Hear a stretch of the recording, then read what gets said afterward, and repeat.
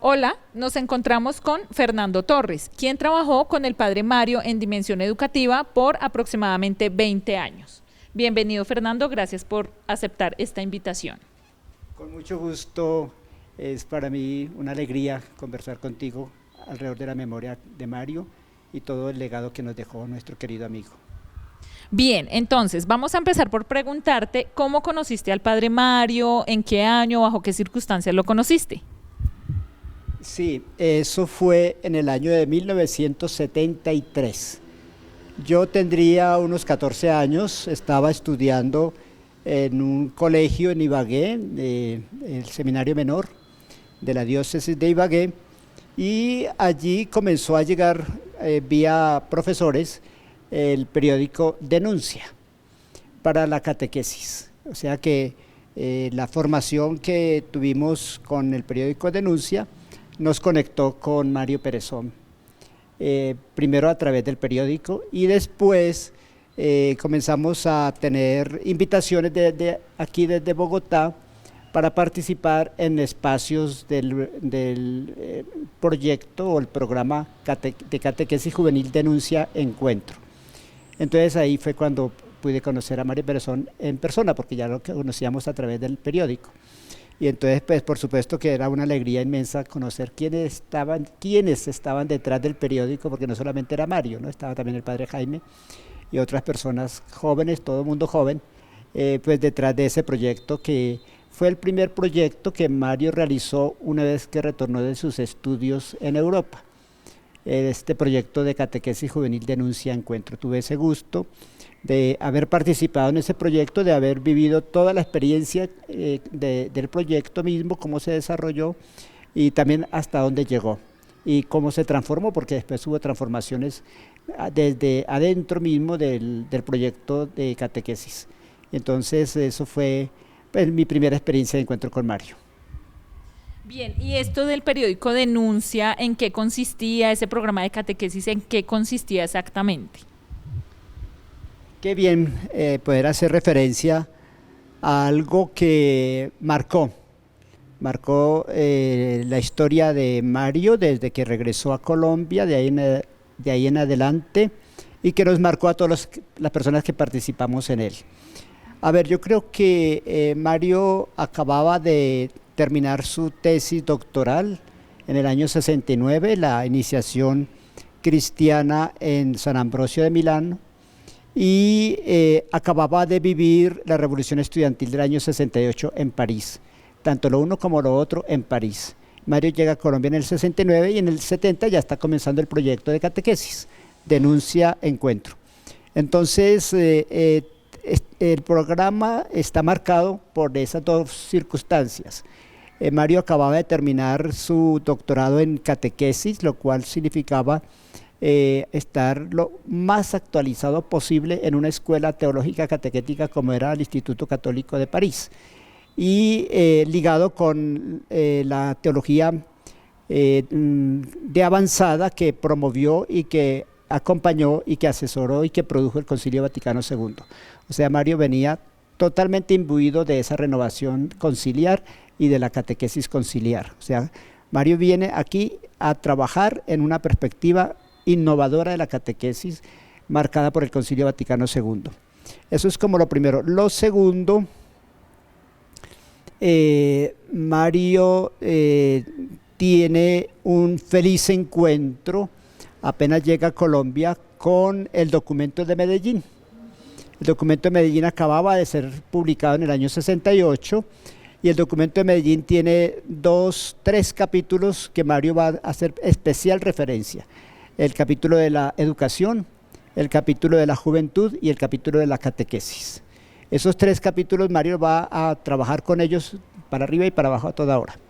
Va a estar citándolos, los conoce muy bien y el programa de catequesis Denuncia Encuentro es una confluencia que él produce entre lo que trajo de Europa, de esta catequesis renovada del Concilio Vaticano II y estas opciones de la Iglesia latinoamericana con el documento de Medellín. Y eso se reflejó en el proyecto mismo. El proyecto tenía varios componentes y esos varios componentes van a ser constantes a lo largo de todas las obras de Mario. un componente investigativo. Eso es muy importante, el componente investigativo, por eso se produjo la revista Encuentro. La revista Encuentro era una revista más para el nivel de agentes de pastoral de catequesis. Era un nivel más académico, más teórico, más de debate de ideas catequéticas y teológicas y bíblicas. Esa es una revista Encuentro que recoge lo que el programa de catequesis Denuncia Encuentro iba produciendo a nivel investigativo. Entonces hay un componente investigativo que le da una seriedad, le da una base conceptual sólida, que le da rigurosidad al programa. Y ahí podemos constatarlo hoy todavía leyendo los artículos de la revista Encuentro. Ese es como un primer componente que va a nutrir a los agentes de pastoral, tanto de catequesis como de pastoral juvenil. Y poco a poco va recogiendo también algunos elementos propios del transcurrir de la Iglesia Católica post Concilio Vaticano II y post Medellín 68 en Colombia y en América Latina. Ese es como el primer componente, y eso lo va a sostener Mario toda la vida, el componente investigativo, es fundamental entre otras cosas. Luego también va a haber un componente formativo. Ese componente formativo va a transcurrir especialmente a través del periódico con los jóvenes.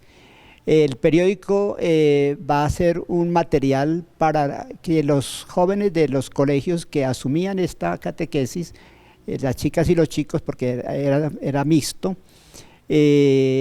teníamos allí una fuente de lectura, de formación, de discusión. Nos atraía poderosamente este periódico por su graficación. O sea, Mario aquí deja ver un componente que va también a desarrollar toda su vida, el tema de las imágenes. Las imágenes va a ser fundamental en el proyecto educativo y teológico y catequético de Mario Perezón. Educar a través y con imágenes, el elemento iconográfico.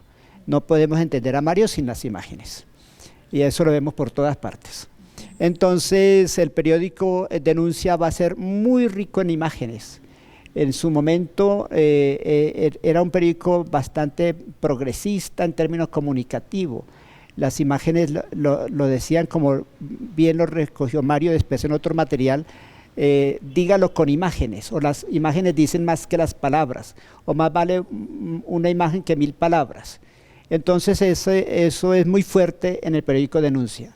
Sobre todo las imágenes son contenido de lo que se quiere trabajar en la formación con los jóvenes. Es un periódico muy juvenil, muy actual en su momento, muy atractivo en su forma, en su expresión iconográfica y muy articulado con la revista de profundización Encuentro. O sea, el periódico ofrecía unos elementos de estudio, de encuentro, de reflexión, pero además, si uno quería reflexionar los temas del periódico, estaban desarrollados con mayor profundidad teórica en la revista Encuentro. Entonces ahí vemos la articulación entre el componente investigativo y el componente formativo, como debe ser. Y así Mario lo sostuvo durante toda su vida, siempre articulando investigación con formación y formación con investigación. Luego va a haber un componente muy rico que tiene que ver con el tema de lo organizativo. El programa va a promover espacios para que jóvenes de los colegios se encuentren, reflexionen, intercambien, desarrollen sus ideas, vayan articulándose como movimiento social, vayan constituyéndose como expresión juvenil propia. Esto va a ser muy importante porque cuando el proyecto termina, por orden del cardenal de arzobispo de Bogotá, Monseñor Aníbal Muñoz Duque, y del presidente de la Conferencia Episcopal de aquel entonces, Monseñor José de Jesús Pimiento, cuando es cerrado por orden de estos dos arzobispos, ciertamente cerraron el programa, pero no apagaron el espíritu, porque el espíritu es más importante que el programa. El espíritu es el espíritu de Dios y no pueden ningún baculazo contra el Espíritu Santo, eso es imposible. Y aquí el espíritu pudo más que los baculazos. El Espíritu movió a estas diferentes expresiones juveniles de diferentes partes del país. Estábamos en Cali, estábamos en Barranquilla, estábamos en Medellín, estábamos en Bucaramanga, estábamos en Duitama, donde estaban los salesianos y otras congregaciones religiosas que se unieron a este programa. Y entonces, ¿el Espíritu qué significaba? Que estos jóvenes teníamos en nuestras manos la posibilidad de darle continuidad al programa de otra manera, a la manera juvenil y a la manera laical y a la manera no formal, sacado de las aulas y de las instituciones educativas y constituirlos como movimiento, porque el Espíritu de Dios es movimiento, por eso es que no se puede encerrar. Es imposible porque el Espíritu de Dios es movimiento, es organización, es lucha, es actividad, es transformación de la historia. Y entonces eso nosotros lo agarramos, lo tomamos muy en serio y una vez que se acaba el programa institucional, pues el movimiento continuó de diferentes maneras. Primero como una articulación nacional de jóvenes, como un movimiento juvenil, y después estos jóvenes fuimos asumiendo otros compromisos que tienen que ver con educación popular, con trabajo educativo en colegios, con trabajos en diferentes áreas profesionales donde nos desarrollamos, pero donde quiera que íbamos, llevábamos el espíritu del programa Denuncia Encuentro. Entonces había un componente investigativo, había un componente formativo, había un componente comunicativo y había sobre todo un componente espiritual. Yo creo que eso es lo que recoge buena parte de la novedad que introdujo Mario Pérez en la catequesis juvenil en Colombia y en América Latina, por el cual aún su memoria de este programa es mencionada en cualquier investigación que se quiera hacer sobre catequesis liberadora en Colombia. El programa Denuncia Encuentro es un hito en la catequesis colombiana y latinoamericana. Bien, este programa Denuncia y Encuentro funcionó dentro del instituto de pastoral llamado IPLAG. Qué bueno que me hace esa pregunta, porque simultáneamente fue surgiendo los dos proyectos. El proyecto dentro de la dinámica y del carisma salesiano, que era este proyecto de Denuncia Encuentro, que es muy, muy salesiano por ser formación juvenil, formación catequética juvenil, y el surgimiento del Instituto de la Pastoral de la Juventud de América Latina, IPLAG. Surgieron simultáneamente. Mientras que se iba desarrollando el proyecto a nivel de Colombia, Mario, junto con los jesuitas y junto con las hermanas de la presentación, van a constituir algo formidable que estaba también dentro de esta misma perspectiva del Concilio Vaticano II y del documento de Medellín.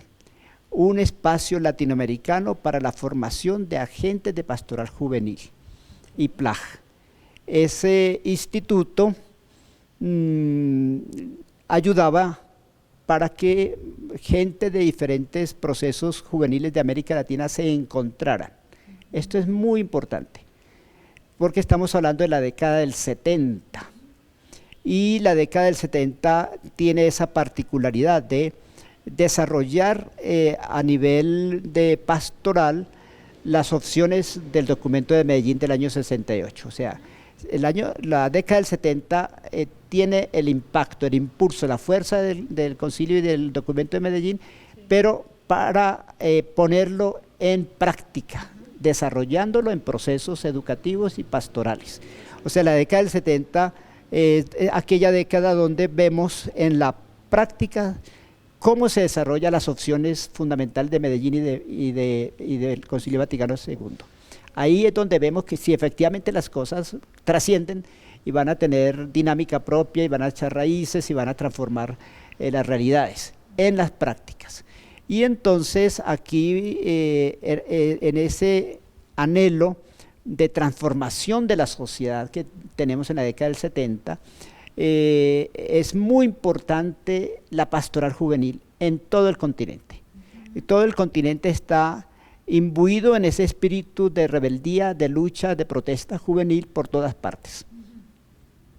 Y la pastoral juvenil pues no se escapa de ese espíritu juvenil que emerge por todos los países y todos los movimientos pastorales de la juventud en América Latina.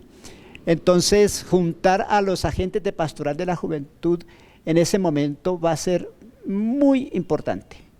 Va a ser un lugar de intercambio, de reflexión, de estudio, de investigación, de producción. Ahí se va a generar muchos procesos en el espacio de IPLAG. El proceso que después se va a desarrollar en Ciudad Bolívar, en Potosí, del Instituto Cerros del Sur con el profesor Evaristo Bernate, nace en el IPLAG. Tiene su origen en el IPLAG y así hay más procesos que nacieron en el IPLAG.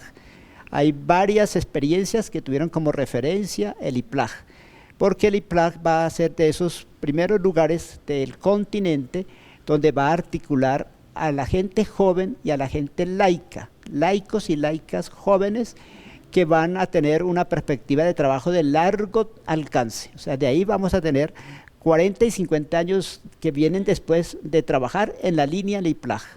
Por eso es tan importante el IPLAG, porque fue como un semillero de agentes de pastoral jóvenes con jóvenes que desarrollaban este espíritu de transformación que se estaba viviendo en la historia de América Latina, en las transformaciones políticas y estructurales del continente, y por supuesto también en la transformación de la Iglesia Católica en el continente bajo esta misma perspectiva de transformación. Entonces, el IPLAG va a ser el lugar donde se va a socializar el programa Denuncia Encuentro, y donde donde va a suministrar subsidios, materiales, espacios de formación para los agentes de pastoral que están desarrollando el programa Denuncia Encuentro.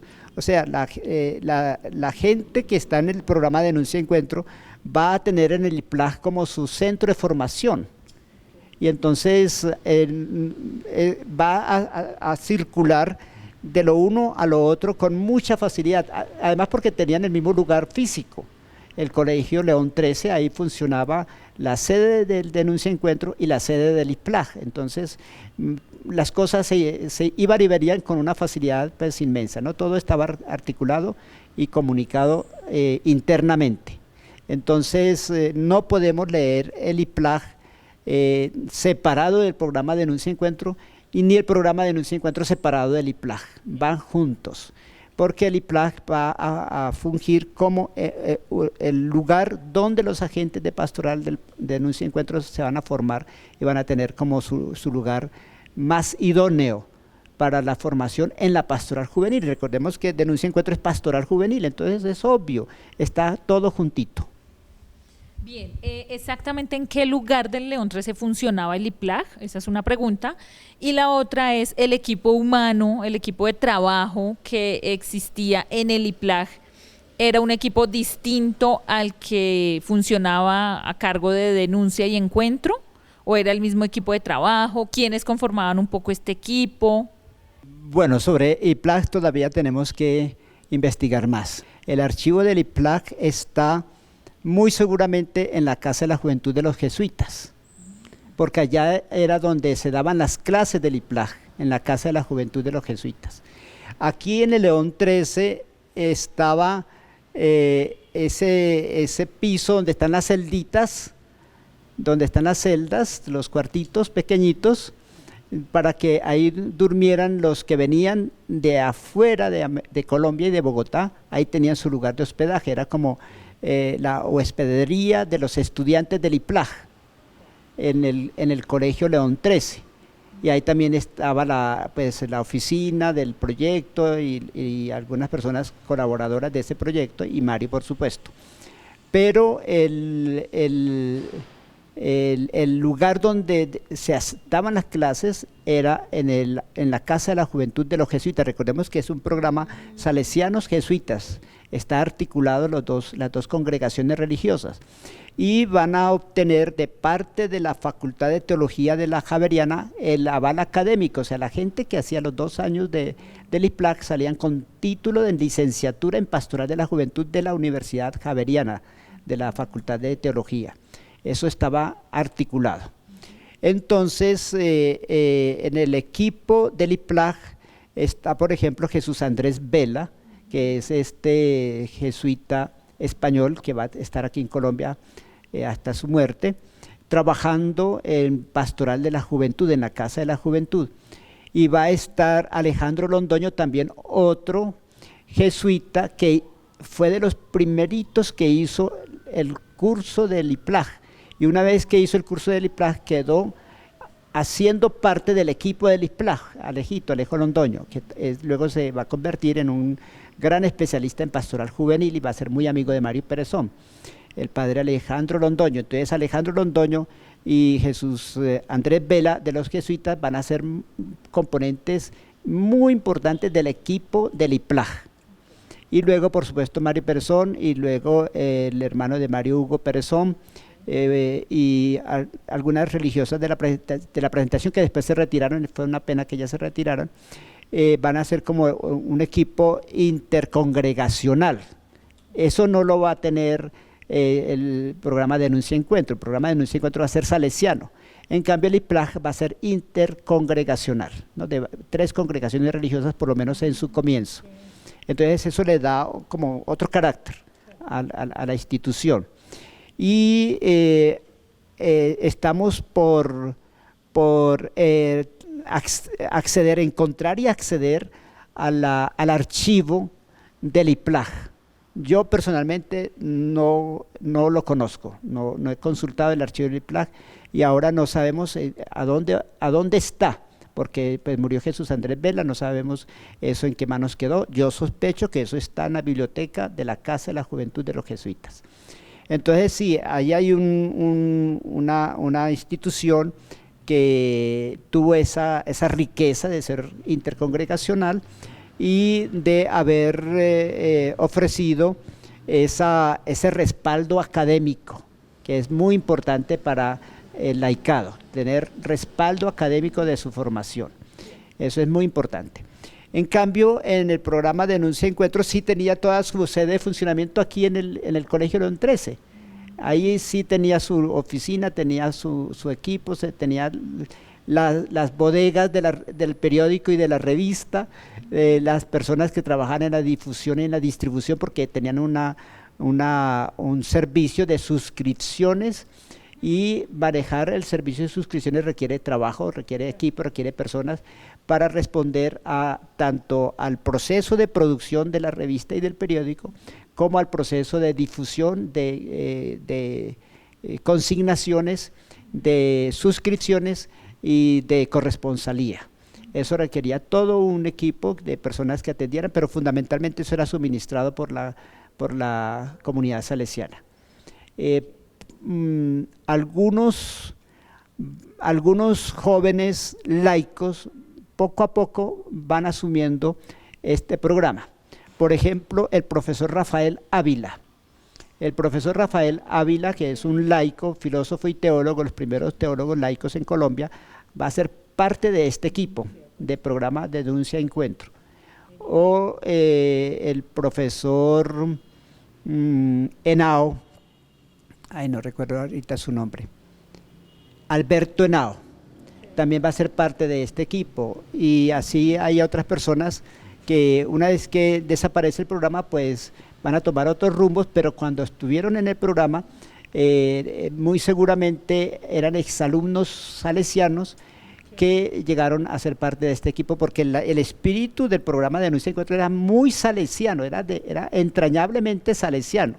O sea, todo lo que ahí circulaba era salesiano. Las personas, la formación, el estilo, el espíritu, la espiritualidad, todo es salesiano dentro de la perspectiva de la pastoral juvenil catequética. Eso es típicamente salesiano. Y en cambio IPLAG es más amplio, más abierto, pues era intercongregacional y estaba el componente jesuítico allí. Entonces hay diferencias, pero también hay complementariedad.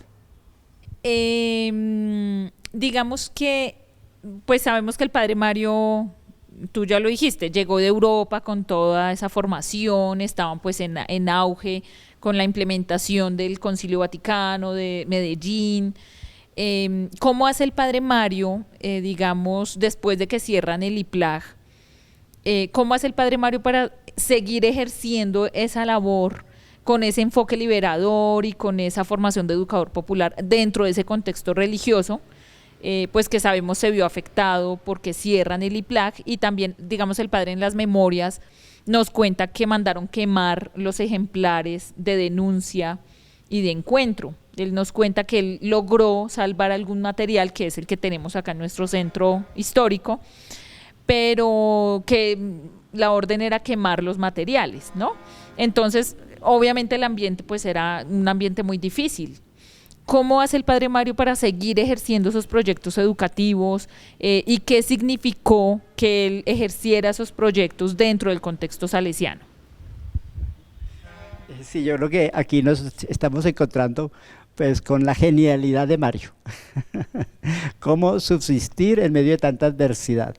Y eso, sin duda que Mario tiene ahí una manera de ser muy especial que le permitió atravesar esas tormentas.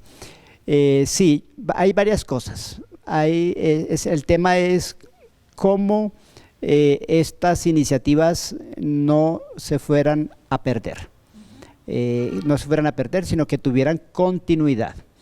El contexto es muy duro, es la década del 70.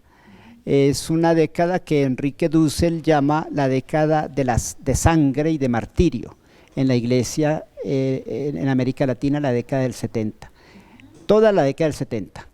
Entonces hay persecución, hay exiliados, hay dictaduras militares, hay torturados, hay encarcelados, hay exiliados, hay martirizados, bueno, por todas partes, sobre todo en el cono sur donde están las dictaduras militares. Estamos hablando de Chile, de Pinochet, estamos hablando de la junta militar, la dictadura militar en Argentina, en Uruguay, en Paraguay, en Brasil, todo eso está cubierto por el mismo manto de las dictaduras militares. Y entonces, y luego en Colombia se pone a andar en serio el proyecto de contra Medellín, el contra Medellín. O sea, eso existió como proyecto dentro de la Iglesia Católica para acabar con Medellín. Es una estrategia que tuvo su origen en Estados Unidos, en el documento de Rockefeller del año 69, en el documento de Santa Fe I del año 80, en el documento de Santa Fe II del año 88. ¿Qué dicen esos documentos? Que es del Pentágono de Estados Unidos, eso ya está investigado y ya hay publicaciones de esas investigaciones. Conozco una de un joven historiador que lo hizo de una manera magnífica en Estados Unidos, precisamente consultando las mismas fuentes por las cuales se verifica que el Pentágono, cumpliendo órdenes de las presidencias que se turnaron en Estados Unidos, desarrollaron una estrategia para que en América Latina no se asumiera las conclusiones de Medellín por parte de la Iglesia Católica. Esa estrategia todavía existe y por supuesto que está detrás de todos estos destrozos de la década del 70 contra la teología de la liberación y todo lo que tuviera que ver con teología de la liberación, o sea, el documento de Medellín y todos los programas de pastoral juvenil, de pastoral de educación liberadora, todos esos programas quedaron bajo la mirada de sospecha que ponía esta estrategia. Y es una estrategia articulada con la misma Iglesia Católica, porque recordemos que en la Asamblea de Medellín del año 68, dentro de la misma asamblea, los obispos colombianos intentaron articular un contradocumento, porque se dieron cuenta que las opciones que estaban surgiendo del episcopado latinoamericano eran proféticas, eran de denuncia, eran de abrir una perspectiva distinta de la iglesia en el continente, el tema de las comunidades eclesiales de base, el tema de la opción por los pobres, el tema de la justicia, el tema de la paz, el tema del desarrollo. Todos estos temas estaban muy presentes en el documento de Medellín que se estaba haciendo, y los obispos colombianos con Aníbal Muñoz Duque a la cabeza, asesorado por Alfonso López Trujillo, que no era obispo en el año 68, pero sí era un cura de la arquidiócesis de Bogotá, asesor de Aníbal Muñoz Duque en Medellín, y de un laico que después fundó o fue rector de la Universidad Gran Colombia. Bueno, vamos a ver si me acuerdo el nombre de este laico, no sé si todavía vive, que es prácticamente el redactor del contradocumento. Este contradocumento, obvio, va a ser retirado de la Asamblea de Medellín. Se le va a pedir a los obispos de Colombia que respeten la Asamblea. Van a salir muy mal librados los obispos colombianos, no decimos todos, la mayoría, van a salir muy mal librados de Medellín, pero no van a quedarse inquietos, van a tomar ese contradocumento y lo van a plantear como estrategia latinoamericana en contra de Medellín. Entonces, por supuesto que eso significa que el programa Denuncia Encuentro fuera perseguido y condenado por el presidente de la Conferencia Episcopal de Colombia, José de Jesús Pimiento, y por el arzobispo de Bogotá, Aníbal Muñoz Duque. Por eso lo entendemos, porque están cumpliendo con un programa y una estrategia latinoamericana que va a tener como punta de lanza la arquidiócesis de Bogotá, en donde en el año 1970 van a poner como obispo auxiliar de Bogotá a Alfonso López Trujillo. Y en el año 72 Alfonso López Trujillo va a llegar a la Secretaría General del CELAM. Entonces, desde la Arquidiócesis de Bogotá y el CELAM, cuya sede está en Bogotá, eso no lo podemos olvidar, entonces van a desarrollar esta estrategia a nivel de América Latina. Por ello, una vez que se condena el programa Denuncia y Encuentro, también se va a condenar y se va a ordenar el cierre del IPLAG. Y entonces, por supuesto que Mario va a vivir estos momentos de una manera pues muy dolorosa, va a sufrir muchísimo con esa situación, va a tener que asumir esas decisiones que se tomaron de cerrar el programa y de cerrar el instituto, y va a tener muchísimo cuidado en cómo apoyar la continuidad de otras maneras. Y entonces aquí surgen experiencias como la de Dimensión Educativa, porque Dimensión Educativa va a surgir inmediatamente después de que cierran el IPLAG, con alguna gente del IPLAG y con gente que viene del programa de Nicoló, de lo que después se va a llamar IDIPROM. Pero ahí va a haber ese encuentro de esos laicos y laicas, educadores y educadoras, que fueron articulando un espacio de la sociedad civil laical a donde no pudiera llegar los golpes de los báculos arzobispales, o sea, una institución con personería jurídica del Ministerio de Justicia, como eran en aquella época las personerías jurídicas, no como es hoy, que la da la Cámara de Comercio de Bogotá. Una institución privada en aquella época era el Ministerio de Justicia quien daba las personerías jurídicas. Dimensión Educativa va a tener personería jurídica del Ministerio de Justicia, y allí no puede llegar ningún báculo a dar golpes. Es una institución de derecho propio, civil, cobijada por las leyes del Estado colombiano, como una organización de investigación y de estudio, y entonces Dimensión Educativa va a nacer como un espacio que va a recoger algo de lo que se hacía en el IPLAG y va a ampliar mucho más las posibilidades, sobre todo en el campo pedagógico, que ya estaba en el IPLAG.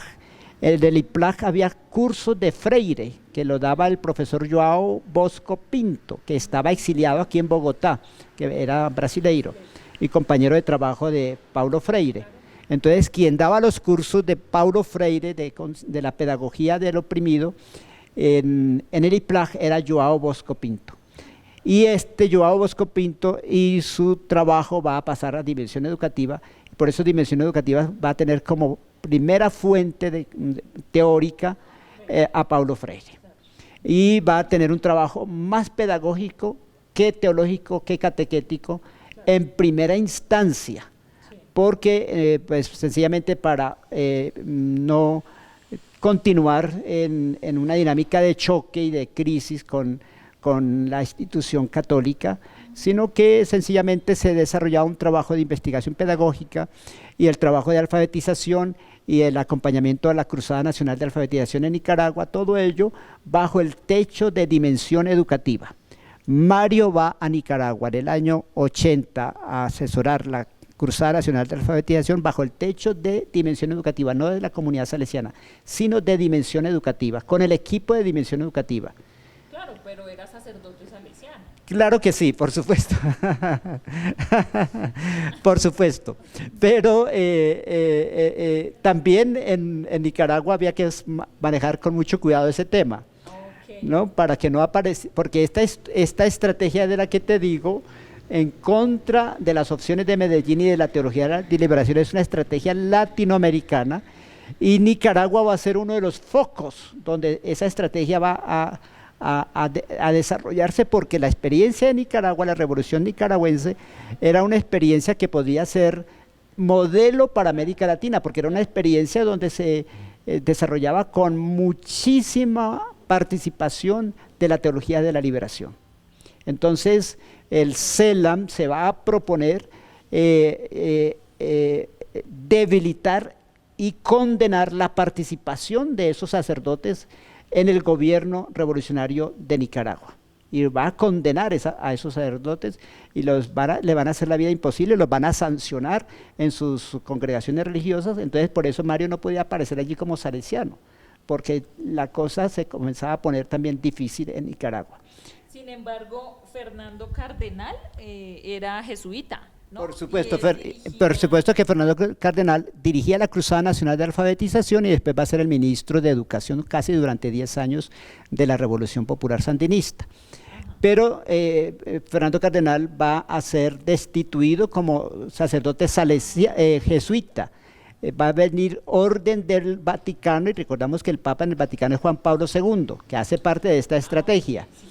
Y entonces va a ordenarle a los jesuitas que no sé jurídicamente cómo se llama esa figura, pero que lo saquen de la congregación de los jesuitas. Tanto que cuando Fernando Cardenal va a volver después a la congregación de los jesuitas, va a tener que volver a hacer el curso de noviciado, como si comenzara de nuevo. O sea, lo habían sacado totalmente de la congregación. Entonces, de esta manera, Mario y el equipo de Dimensión Educativa pueden estar, entre comillas, tranquilamente en Nicaragua como un equipo de trabajo de Dimensión Educativa, pues, de educadores populares, que todavía no se llamaban educadores populares, eso va a surgir un poquito después de Nicaragua. Entonces, ese es uno de los ejemplos bien paradigmáticos. ¿Cómo es posible continuar sin que se quede vulnerable frente a la institucionalidad católica? Porque no pueden ser atacados por ninguna jerarquía, porque es una institución civil. Y así como pasó con Dimensión Educativa, va a suceder con otras instituciones exactamente igual, que contemporáneas con Dimensión Educativa, por ejemplo el Servicio Colombiano de Comunicación Social, exactamente igual. Va a ser una institución de la sociedad civil, de gente laicos y laicas dedicados a la difusión de la teología de la liberación, con un nombre que no dice nada de teología: Servicio Colombiano de Comunicación Social. Igualmente Dimensión Educativa. Dimensión Educativa, si bien es cierto que comenzó un trabajo pedagógico con la alfabetización, según la metodología de Paulo Freire, sin embargo, Mario nunca va a perder la perspectiva de desarrollar un programa teológico, catequético, en Dimensión Educativa. en Dimensión Educativa. Por eso es que va a publicar, la primera publicación teológica de Dimensión Educativa va a ser en el año 78. Se llama Solo los cristianos militantes son teólogos de la liberación, pero no va a llevar el nombre de Mario Perezón, va a ser un seudónimo, va a ser Equipo Teoría y Praxis, una cosa así, pero ese es Mario Perezón. Pero son estrategias que se requieren porque estamos en este contexto de persecución. Entonces, Mario va a tener durante toda esta década del 70 y parte del 80 la estrategia de no publicar con nombre propio, sino con seudónimo o usando el Leonardo, porque pues, Mario se llama Mario Leonardo. Entonces va a usar el Leonardo Pérez, que aparecerá en algunas publicaciones. Entonces es una manera que él va a ver como necesarias para poder hacer frente a esta estrategia de persecución. O sea, va a crear otros caminos, otras maneras de organización, se va a valer de la ley colombiana que protege los derechos de asociación de los laicos, va a crear diferentes articulaciones que le permitan continuar. Por ejemplo, se termina el ISPLAG, pero los jesuitas en la Casa de la Juventud van a dar inicio a otro proyecto que se va a llamar Cursos de Planeación de Pastoral. Los cursos de planeación de pastoral que los van a desarrollar en la Casa de la Juventud, que van a continuar con el aval de la Facultad de Teología de la Javeriana, pero se van a llamar cursos de planeación pastoral, los cursos, el seminario de planeación pastoral se va a llamar, y ahí va a continuar Mario Perezón dando clases todos los años, en el seminario de planeación pastoral de la Casa de la Juventud de los Jesuitas. O sea, se continúa, ese es el genio que te decía de Mario. Mario va a ser muy cuidadoso para evitar los choques directos con la jerarquía, pero va a tener formas muy creativas para continuar trabajando. El primer libro que publicamos en Dimensión Educativa sobre teología popular y comunidades eclesiales de base, la autoría es Equipo de Teología Popular de Dimensión Educativa. Ahí está Mario como coordinador de ese equipo, pero no lo mencionamos. Y no mencionamos en ese libro ningún nombre de nadie, ni de autores del equipo, ni de testimoniantes de las comunidades de base, ni siquiera nombres de las comunidades de base, ni lugares. No se puede mencionar. Es un libro que puede mostrar cuál era el ambiente de persecución que se vivía dentro de la Iglesia Católica en Colombia en ese momento. Y entonces, pues Mario no va a parar, va a continuar. Va a dar acompañamiento y apoyo, todo el apoyo posible al proyecto que comenzaba el profesor Bernate, Evaristo Bernate, en Ciudad Bolívar. Todo el tiempo hasta que murió, mataron a Evaristo y después de que mataron a Evaristo. Todo el tiempo Mario va a ser fiel a ese proyecto, amigo, cercano, asesor, compañero, confidente, la persona que va a estar siempre en la cercanía con un proyecto que nació de sus entrañas. Y por supuesto que Evaristo, que es un laico, educador, pues va a tener un centro educativo laico, como es el Instituto Cerros del Sur, igualmente para evitar problemas con la jerarquía católica de la Arquidiócesis de Bogotá. Así va a ser todo. Todas las comunidades eclesiales de base en Colombia van a seguir el mismo camino en la mayoría de los casos. Se transformarán en muchos de esos casos en pequeñas ONGs comunitarias, que algunas continúan activas, como el caso de la Fundación Santa Rita de Educación Popular de Cartagena de Indias, que es una organización sin ánimo de lucro de la sociedad civil para la educación popular. ¿Pero dónde tuvo su origen? En las comunidades eclesiales de base de la parroquia Santa Rita de los Jesuitas en Cartagena. Así, por cualquier parte donde se mire en Colombia, vaya a ver de dónde son las raíces. Pues las raíces pueden ser en el programa de catequesis con Mario Perezón, o en las comunidades eclesiales de base, o en dos movimientos que en los años 70 van a ser muy importantes para Mario. El movimiento de sacerdotes para América Latina, SAL, que van a ser exactamente en la década del 70, junto con Jaime García. Y ahora podemos decir muy bien que Jaime García fue durante muchos años el secretario de Sal en Colombia.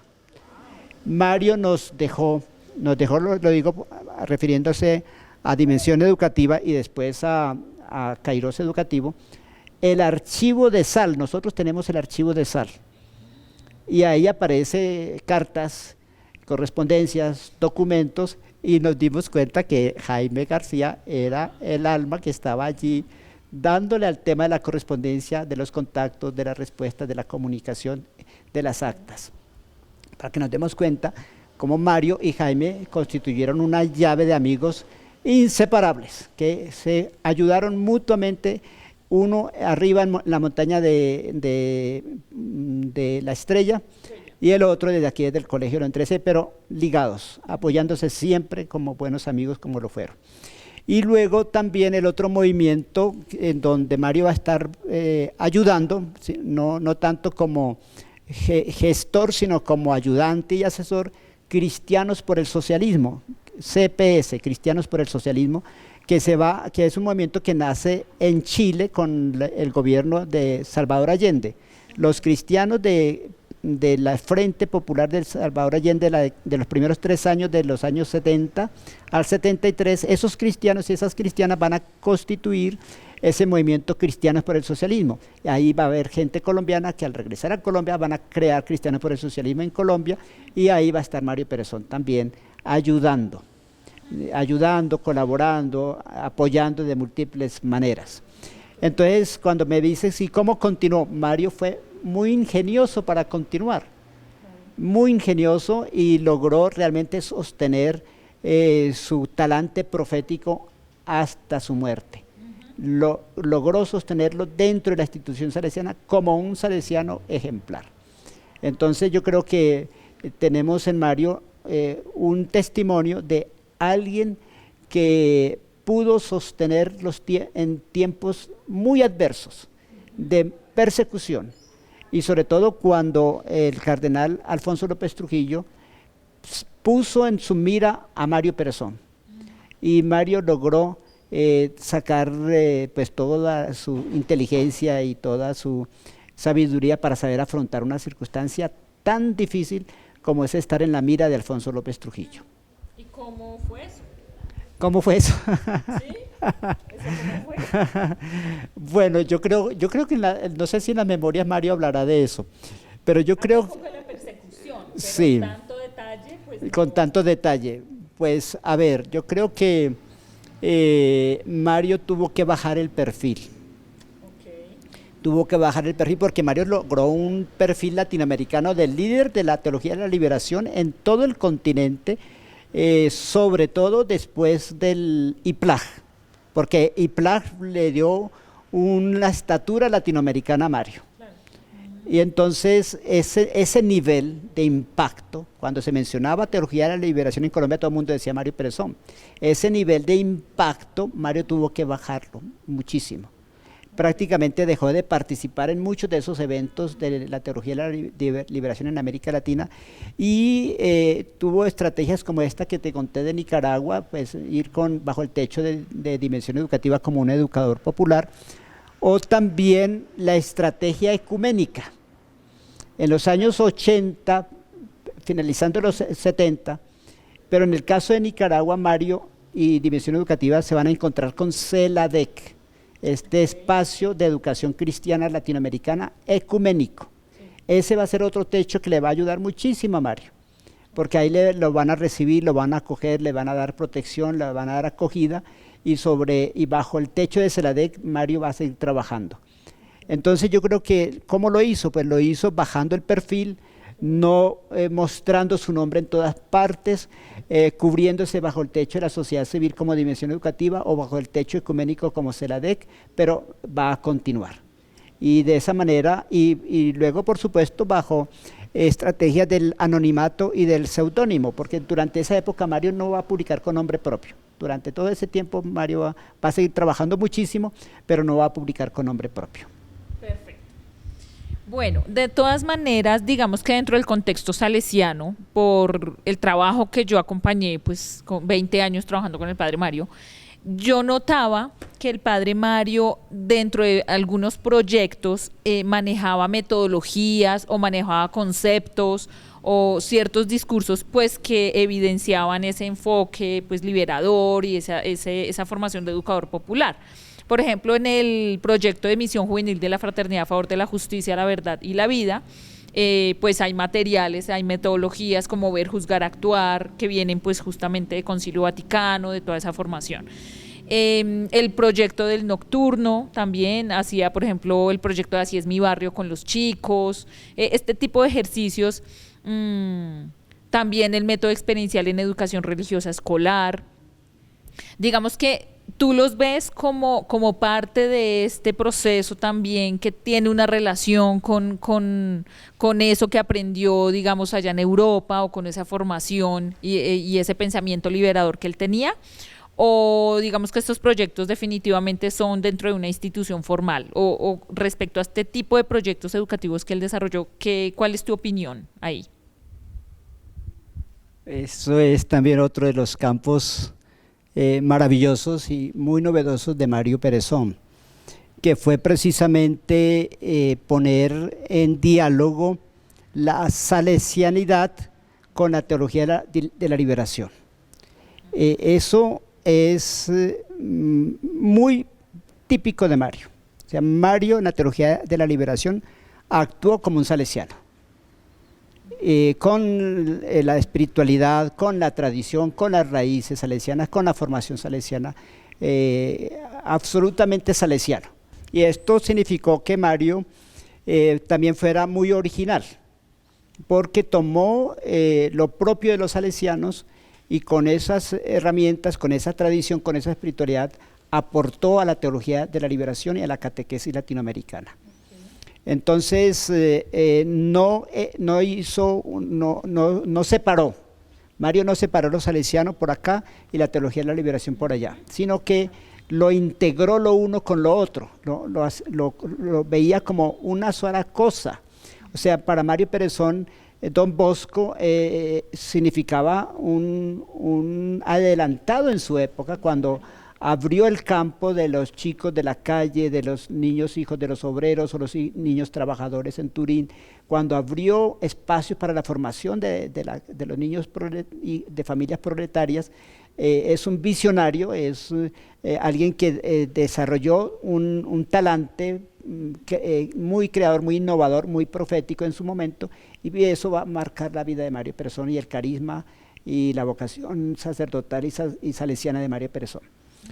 Yo recuerdo que cuando comencé a trabajar en Dimensión Educativa, encontré un folletico impreso en Dimensión Educativa, que era de Mario Perezón, pero sin el nombre de Mario Perezón, sobre el carisma salesiano. Yo ese folletico no lo volví a ver, no lo volví a ver, no sé a dónde andará, ni siquiera en el archivo de Dimensión Educativa no lo volví a ver. Mi impresión es que Mario sacaba sus cosas en Dimensión Educativa, porque pues allí se le facilitaba para imprimir, porque teníamos la impresora. Mira, esa impresora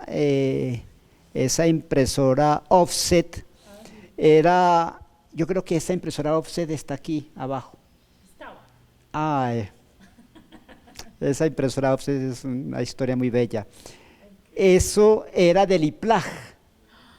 Esa impresora offset era del IPLAG, y cuando se acabó el IPLAG, Dimensión Educativa, que comenzaba, pero pues todavía no era Dimensión oficialmente, diríamos, constituida como tal, pero ya estaba el grupo trabajando en la creación de Dimensión Educativa. A ese grupo le tocó, entre comillas, en la repartición de las cosas, le tocó las impresoras offset. Pero yo creo que no tanto que le tocó, sino que Mario pidió que eso fuera para Dimensión Educativa. Claro. Entonces, porque Mario, el tema de la edición, la imprenta, la comunicación, es muy importante, sí, toda la vida hasta el final. Sí. Eso va a ser estrategia educativa, formativa, investigativa, totalmente. Sí.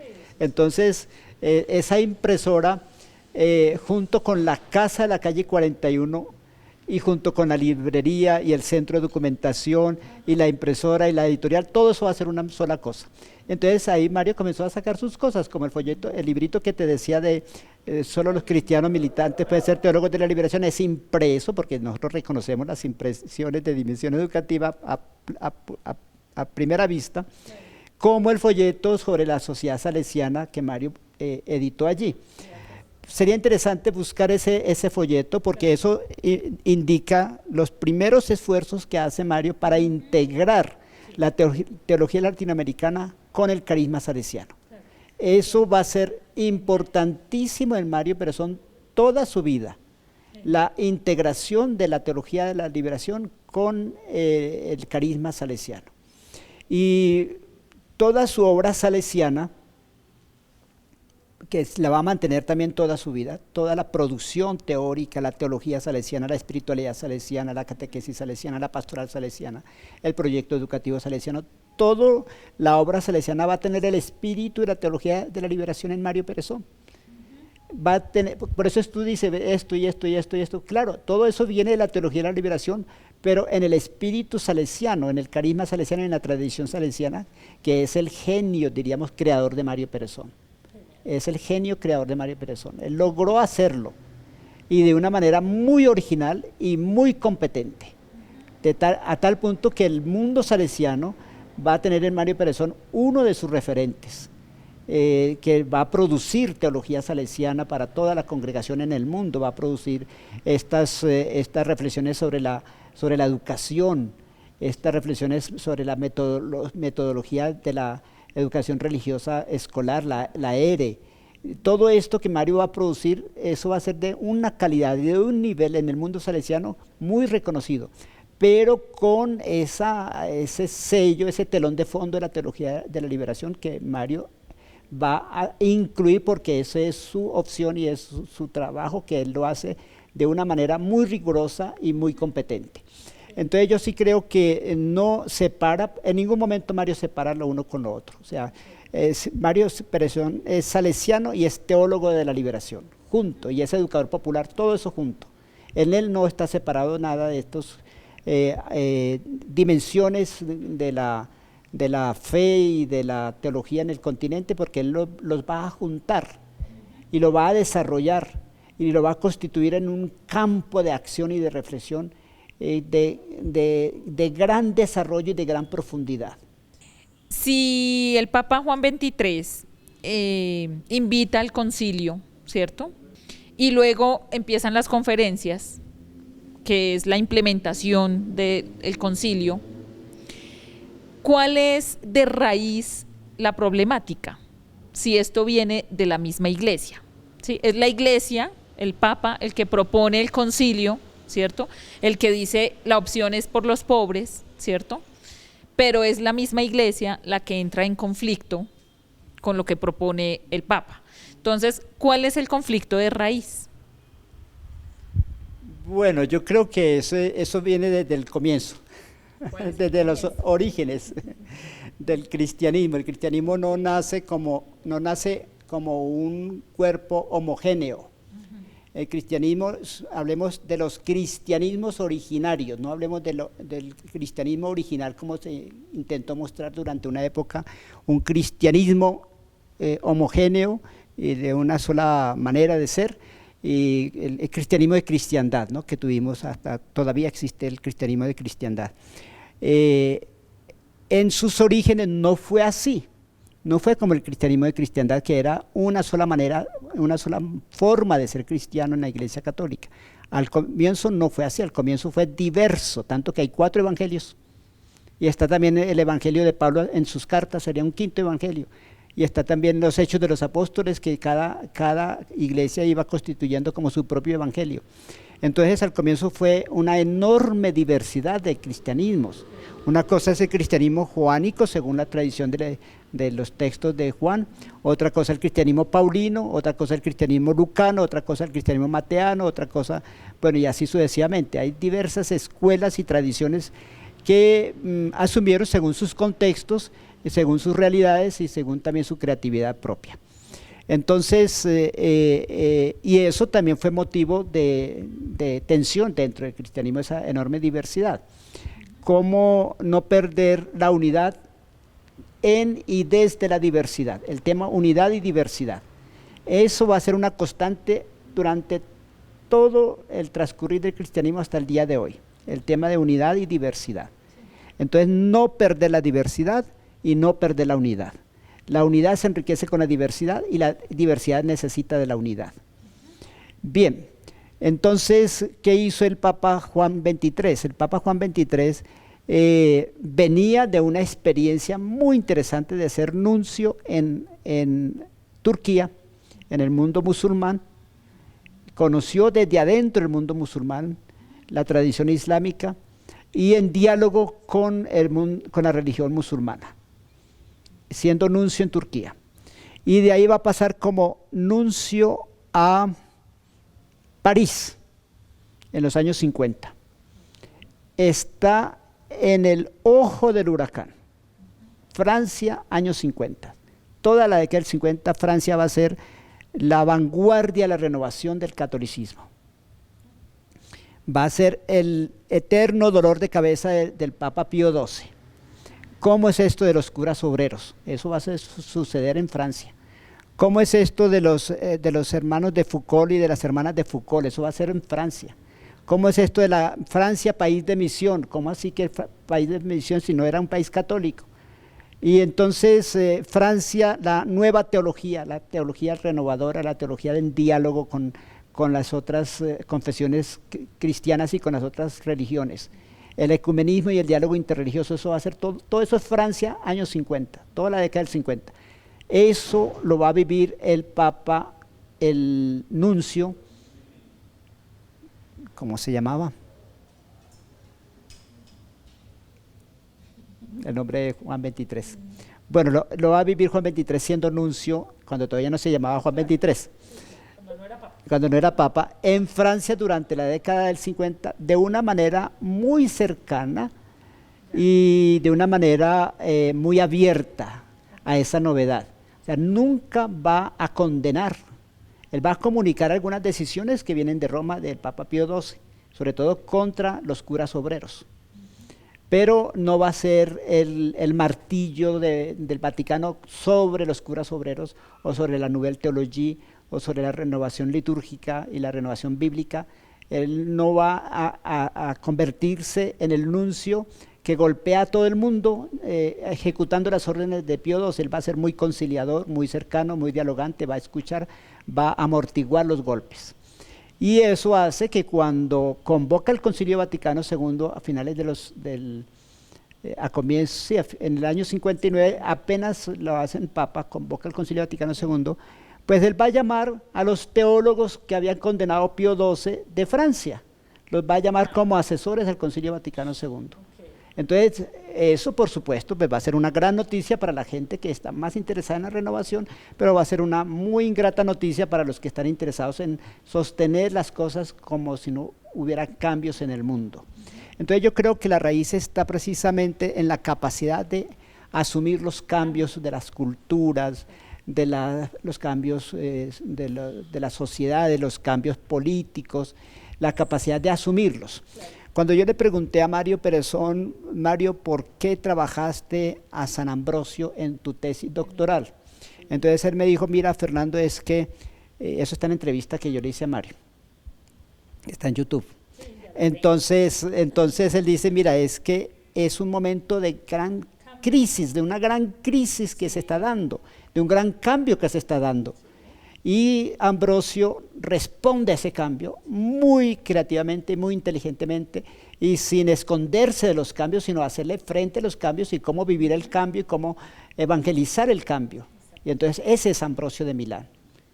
Y entonces, y esa es la tesis de Mario Perezón, cómo asumir los cambios favorablemente, positivamente, de una manera provechosa para la fe, para el vivir cristianamente la transformación de la sociedad. Por supuesto que hay espíritus más abiertos como el de Mario Perezón, porque esa fue otra pregunta. Mario, ¿cómo fue que tú lograste asumir los cambios del Concilio Vaticano II estando allá mismo, como estudiante de teología de los salesianos. Será su espíritu abierto, capaz de ver la novedad, de entenderla, de asumirla, pero no todos los espíritus son así. Hay otros más conservadores, más cerrados, más recalcitrantes, que les parece que es un gran peligro para la sociedad el asumir los cambios de la misma sociedad, y son precisamente los jóvenes quienes son portadores de los cambios culturales de la sociedad. Mario, como va a estar imbuido del espíritu juvenil por toda su opción, siempre va a estar en la cresta de los cambios porque está con los jóvenes. Entonces va a ser capaz de asumir ese espíritu renovador. Y eso es lo que sucede en todo momento de todas las instituciones, la institución de la familia, la institución educativa, la institución del Estado, las instituciones religiosas, todas las instituciones. La institución es fundamentalmente para darle sostenimiento histórico a una idea, a una iniciativa, a algo nuevo que surge. Todo lo nuevo que surge necesita institucionalizarse, pero a la vez, si no conserva el espíritu de renovación y de apertura a la novedad, la institución puede ser la misma sepultura de la misma idea que surgió al comienzo. Entonces, para que eso no suceda, tiene que estar siempre abierta la institución para el mismo cambio. Eso lo dicen muy bien los reformadores protestantes. La iglesia reformada será reformada si siempre estará reformándose. Semper reformanda, siempre reformándose. Y por supuesto que hay espíritus en contra del semper reformanda, para que no cambien las cosas.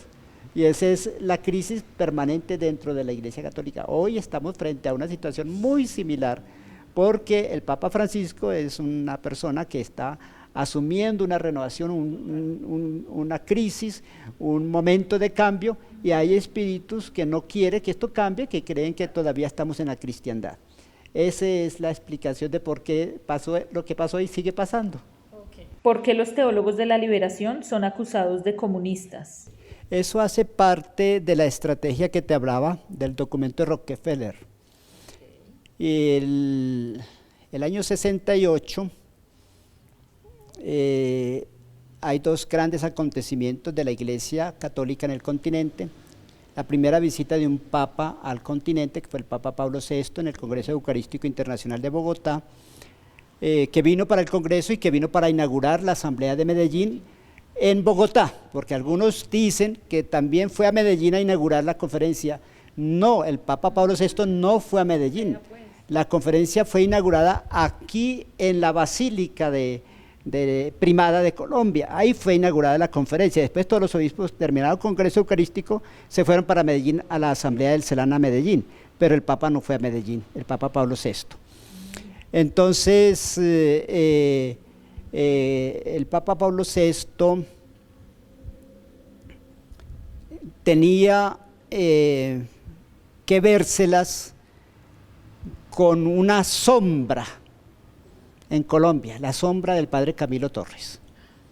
Estaba muy presente y Pablo VI conocía muy bien la situación, tanto que estamos buscando a ver si hay correspondencia entre el padre Camilo Torres y el Papa Pablo VI, porque hasta lo que sabemos, el Papa Pablo VI quería darle una mano al padre Camilo Torres para que saliera de Colombia desde las guerrillas, para que se fuera para Roma.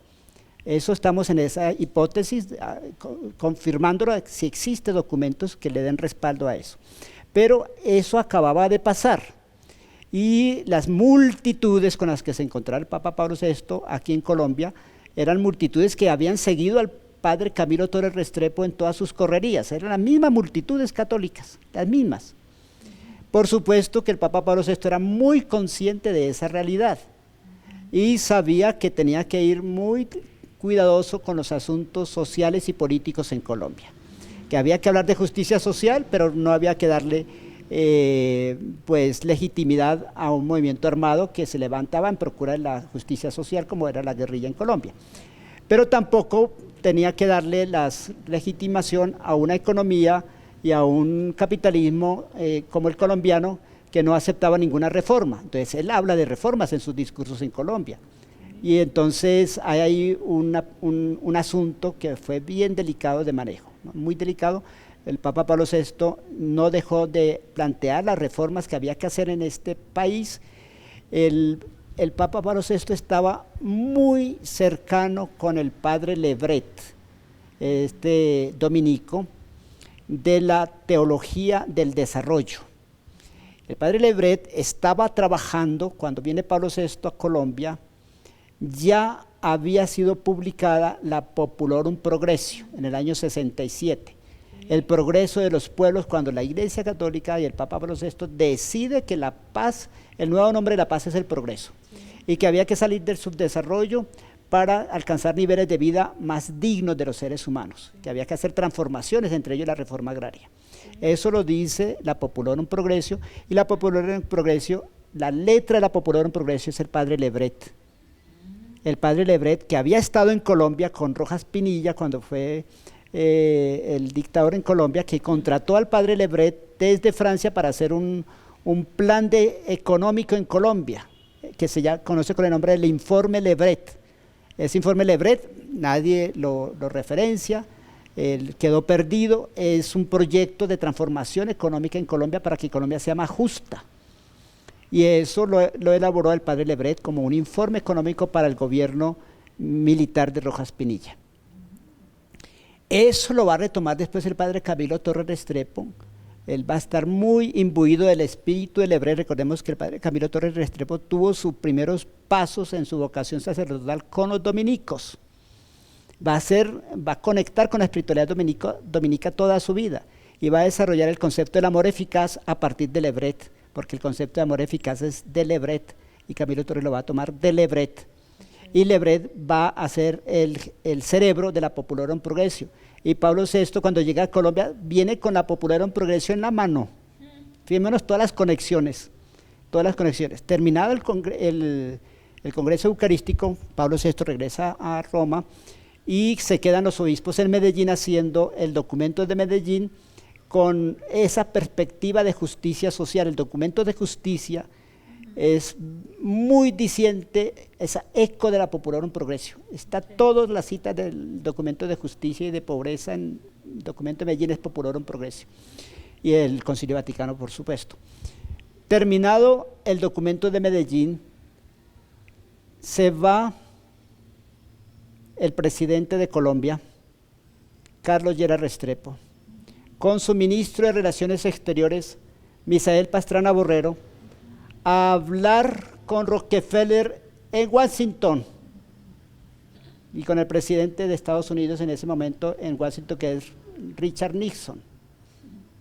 Y le va a decir, mire lo que acaban de publicar los obispos colombianos, los obispos latinoamericanos en Medellín. Se llevan el documento de Medellín a consultar con el Pentágono. Eso yo no lo estoy diciendo, está diciendo una historiadora de gran nivel de reconocimiento como es la profesora Ana María Videgaín. Ellos van a Washington con el Pentágono, con el Richard Nixon y con el Rockefeller, y van a mirar tal documento con mucho alarma.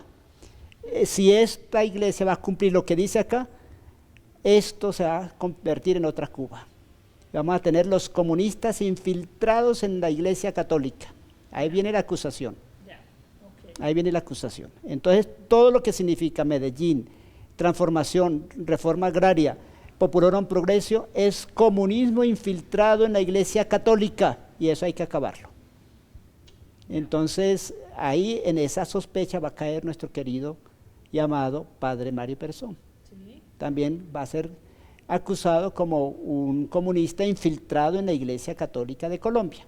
Y ahora la senadora María Fernanda Cabal acusa al padre Pacho de Rú de ser uno de esos infiltrados, de esos comunistas infiltrados en la Iglesia, fundador del Ejército de Liberación Nacional, cosa que es lo más falso de este mundo. Pero por ahí viene como estrategia contrainsurgente elaborada en Estados Unidos con este presidente Carlos Lleras Restrepo y con su ministro de Relaciones Exteriores Misael Pastrana Borrero, con Nelson Rockefeller, que es un magnate de los petróleos en Estados Unidos, y con el presidente Richard Nixon. Bien. ¿Cuál crees tú que es el futuro de los teólogos de la liberación y de los educadores populares? Bueno, la teología de la liberación ha tenido bastante transcurso, desde los años 60 hasta hoy, ya son 60 y tantos años. Hoy no es lo mismo que hace 60 y tantos años, hoy es otro mundo. Y en ese mundo y este mundo ha transcurrido muchísimas cosas en el continente. Asimismo, las teorías y las políticas y las ideas se han transformado. La teología de la liberación ya no es es las diversidades. Entonces la teología feminista, la teología afro, la teología indígena, la teología ecológica, todas las teologías que se han desarrollado a partir de la teología de la liberación, porque la liberación es una ansiedad humana frente a toda opresión, sea la que sea, la opresión de género, la opresión económica, la opresión social, la opresión étnica, la opresión cultural, todas las opresiones en las cuales el ser humano se encuentra mancillado en su dignidad, ahí se requiere liberación, y ahí está la perspectiva liberadora de la fe. Entonces, ahora son las teologías coloridas, diversas, múltiples, que tienen cada cual de ellas una riqueza que aportar a esa ansia y a esa sed de liberación que tenemos los seres humanos. Entonces se habla también de teologías de la infancia, teologías de la juventud, teologías campesinas, todas las diversidades de los seres humanos que tienen esta apertura a una vida mucho más digna, mucho más humana, mucho más feliz para la humanidad y para la naturaleza. Entonces sí, ahí hay un futuro inmenso. La misma carta del Papa Francisco sobre el cuidado de la creación, la casa común, el cuidado de la casa común, Laudato Si, pues eso es teología de la liberación en clave ecológica. Claro. Y desde el Vaticano, desde el pontificado del Papa Francisco. Y asimismo, igualmente, las diferentes reflexiones y dinámicas de fe que surgen desde los estudiantes, desde los jóvenes. Hoy los jóvenes no les interesa teología, les interesa espiritualidad. Claro que sí, espiritualidad es una búsqueda de todos los seres humanos. Y la teología de la liberación ahora está convirtiéndose en una de esas vertientes, como le gustaba decir a Mario Pérez, una vertiente, donde se producen muchas flores, muchas expresiones muy diversas, entre ellas el tema de las espiritualidades, sobre todo las espiritualidades juveniles, que son muy necesarias para la humanidad, muy importantes para la renovación de la vida humana y muy desestabilizadoras de lo establecido. Precisamente porque lo establecido suele convertirse también en estrategias de opresión. Entonces, para que lo establecido no oprima a la humanidad, pues se requiere desestabilizar. Se requiere siempre desestabilizar lo establecido. ¿Quiénes lo hacen? La gente joven. Porque para eso es ser joven, para desestabilizar, para recrear, para reelaborar, para abrir nuevas perspectivas a la vida humana. Y qué bien que Mario siempre estuvo en ese mundo. Educación popular igual. El año pasado celebramos los 100 años del nacimiento de Paulo Freire. Se produjo miles de actividades celebrativas de Paulo Freire en todo el continente y en todo el mundo. ¿Quién se iba a imaginar cuando se había decretado el presidente Bolsonaro en Brasil la muerte de Freire? Ya no hay más Freire en Brasil. Prohibido Freire en las escuelas de Brasil. Eso Bolsonaro. Y en medio de la orden de Bolsonaro de prohibir a Freire fue cuando más se desarrollaron actividades de celebración de los 100 años de Freire en Brasil. El desafío que siempre implica estos deseos de destrucción de la profecía, de acabar con los espíritus de transformación de las realidades, siempre existe eso, ¿no? Pero también los seres humanos tenemos la capacidad de reaccionar, de reelaborar, de recrear, de producir nuevas posibilidades. Entonces, lo que hay es futuro. Mire hoy lo que está pasando en Colombia, esta coyuntura de transformación y de cambio que está suscitándose, que fue un clamor tanto de cada uno de las dos candidaturas, era un clamor por el cambio. Pues cómo se va a responder a los cambios que se requieren para vivir en paz y en justicia y en mejores condiciones de vida humana en este país. Eso requiere teología de la liberación muchas y diversas y educación popular muchas y diversas. precisamente para responder a esos desafíos históricos de cambio y de transformación social, cultural, política, espiritual que requiere la humanidad. Bien, ¿cuál crees que es el legado que dejó Mario Perezón? ¿Y qué es lo que marcó él en tu vida? Bueno, a ver, yo creo que hay un campo muy específico en el que Mario trabajó toda su vida, que fue en esta articulación de la teología con la pedagogía. Los diversos campos de la pedagogía con los diversos campos de la teología. Mario fue un maestro articulador de esos dos campos teóricos, en la práctica y en la teoría.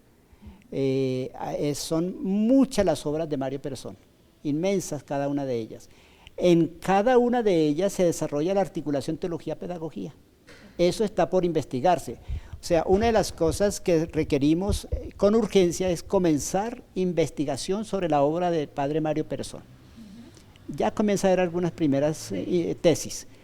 Estamos comenzando, eso va para largo, porque cada obra es una originalidad y es una profundidad y es una perspectiva de largo plazo donde Mario planteó sus intuiciones, sus tesis, sus propuestas. Y todo ello está ¿en dónde? En la articulación de lo teológico con lo pedagógico. Ahí está su novedad, ahí está su creatividad y ahí está plasmada su obra, en cada una de sus obras esa articulación. ¿Cómo lo hizo? Véanlo en cada obra, véanlo en el Colegio León XIII, véanlo en el proyecto de la Universidad Salesiana, véanlo en el proyecto de las orquestas sinfónicas juveniles. En cada una de las obras de Mario Perezón, ahí está el sello de Mario. Teólogo y pedagogo, teología y pedagogía juntas, articuladas. ¿Qué significa articular lo teológico con lo pedagógico? Cada uno de esos campos tiene que ver con la esencia de la vida humana. La teología tiene que ver con la esencia de la vida humana, con la plenitud de la vida humana. La plenitud de la vida humana en el encuentro con la trascendencia divina. ¿Cómo se da esa plenitud? Eso es el camino que nos ofrece la teología. Con la plenitud de la vida humana. Igualmente la pedagogía es una ciencia que tiene que ver con la formación para la felicidad y la plenitud de todos los seres humanos, para eso la pedagogía, mediada a través de la educación, como práctica de la pedagogía. Entonces, ambas ciencias tienen que ver con la esencialidad humana, con el fin último de la vida humana, con la perspectiva de felicidad de los seres humanos, con la formación en este espíritu de encuentro con la trascendencia y con la plenitud y la realización plena de todos los seres humanos. Por eso Mario articula los dos campos y nos permite ver que la pedagogía se enriquece con el campo pedagógico y la pedagogía se enriquece con el campo teológico. Y ojalá no vayamos a perder este legado, porque esa es la riqueza que nos deja Mario Perezón. En mi vida, a ver, yo creo que en mi vida, pues yo continué en este mismo camino en el que Mario nos puso, dando giros, por supuesto, que ya es parte de mi trabajo, dando giros a lo que Mario nos dejó. Mario nos dejó esa articulación y yo me propuse continuar en esa articulación. Ahora no tanto como teología, sino más como espiritualidades. Entonces estamos hablando de pedagogías y espiritualidades. En Kairos Educativo nos planteamos pedagogías y espiritualidades para esperanzar la vida y para corazonar las reexistencias. Eso es un programa a largo plazo, como Mario nos enseñó a pensar a largo plazo. Y entonces pues eso lo asumo en calidad de discípulo, aprendiente de nuestro querido Padre Mario, de lo que aprendí con él y de lo que quiero seguir trabajando a partir de las luces que nos dejó Mario Perezón en nuestra vida. ¿Algo más que quieras aportar respecto a la vida y obra del Padre Perezón? Sí, Mónica, quisiera agradecer todo tu trabajo en el archivo de la memoria de Mario. Es indispensable, tú que estás haciendo maestría en archivística, indispensable la archivística para el sostenimiento de las memorias vivas y vigorosas. Para que la memoria de Mario sea viva y sea vigorosa se requiere este cuidado con el archivo, con el material producido, con todo lo que nos dejó Mario. Y muchas cosas más que todavía están por encontrarse, como este folletico que me acordé ahorita, está por encontrarse. El cuidado con el archivo, Mónica, la digitalización de ese archivo, para poder tener acceso, las nuevas generaciones que puedan tener acceso a la obra de Mario a través de las comunicaciones virtuales. Y por supuesto articular los proyectos de investigación sobre la obra de Mario Perezón con el archivo, porque el archivo es la fuente documental para poder hacer los proyectos de investigación. Entonces, seguir adelante con todo el amor que tú le pones, con todo el cariño, ese trabajo tuyo es de largo alcance y a largo plazo, y qué bueno que podamos durante muchas posibilidades que tenemos en el futuro inmediato contar con un archivo tan hermoso como el que tú estás haciendo.